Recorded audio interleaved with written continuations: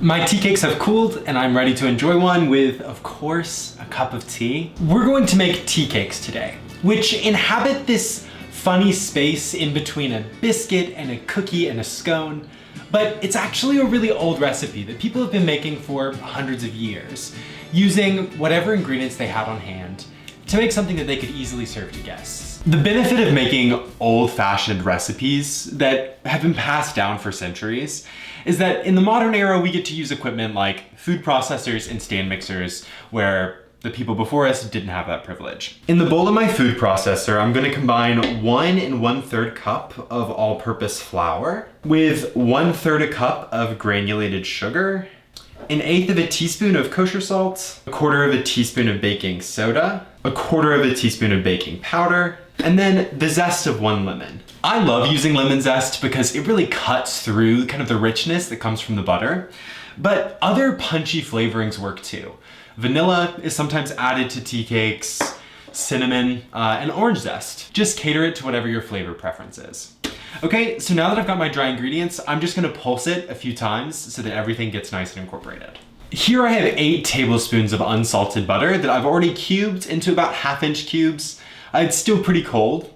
We're gonna pulse this in with our mixture, and if you've ever made biscuits using a food processor or a pie dough, know that we are not doing the same thing here. You want the butter to completely dissolve into the flour. So you don't wanna see any large pieces remaining. We want it to fully coat the flour, which is gonna give the flour a thicker, tackier texture. All right, I'm gonna reach in and feel around to make sure there aren't any big pieces, and there are not. So we are good to go. Now that all my dry ingredients have the butter incorporated, I'm now gonna add the last ingredient, which is buttermilk. Buttermilk does several things in this recipe. First, it reacts against the baking soda and baking powder that are in the dry ingredients, giving the tea cakes a slight lift, which makes them airy and gives it a really nice texture. But additionally, the acid in the buttermilk kind of breaks some of the gluten strands in the flour to make for a really soft and pillowy texture. And it also just tastes good. For something that's really high in fat like this tea cake recipe, having something acid really helps to offset that on the palate and make it taste just pleasant. So I'm gonna pour this in, and then I'm just gonna pulse it until the dough starts to come together. All right, and this might look very crumbly to you, and that's okay. It will come together and set into a wonderful dough in the fridge. It's kind of amazing. You can see how quickly it can be pressed into a ball, even though it looks as crumbly as it is, that we're gonna wrap in plastic wrap and refrigerate. My dough has been in the fridge for an hour. So now I'm going to lightly flour my work surface. We're rolling it out to a 1/4-inch thickness. You'll notice as you work with it that the dough is actually very pliable. And that's in part because we broke down the butter so much in the dry ingredients when we fully incorporated it in the food processor. And it might feel something like a sugar cookie dough to you, but remember, this doesn't have nearly as much sugar as a cookie dough does. And so we're not rolling this out to 1/8 of an inch thickness like you would for most cut out sugar or gingerbread cookies.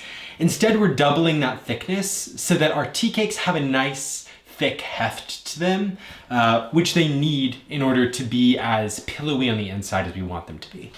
And as I'm rolling, I can smell some of that lemon zest coming off of the dough. And now I'm gonna take a 3-inch round cutter and just punch out some circles.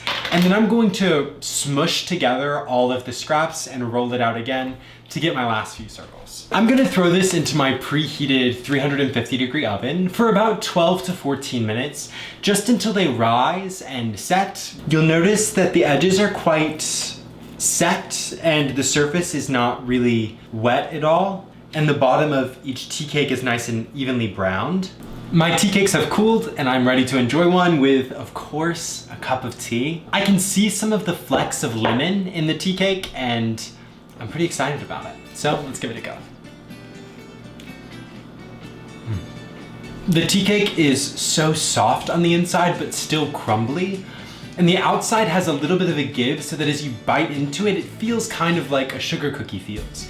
But the inside is not chewy at all. When you take your first bite, you'll notice that the outside has a nice crispness to it that your teeth break through pretty quickly.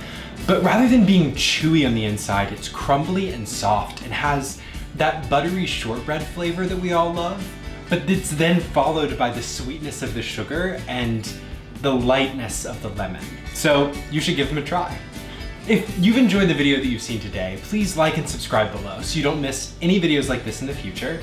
And if you give our tea cakes a try, let us know in the comments. We'd love to hear from you. Thanks so much, and I'll see you next time. Bye.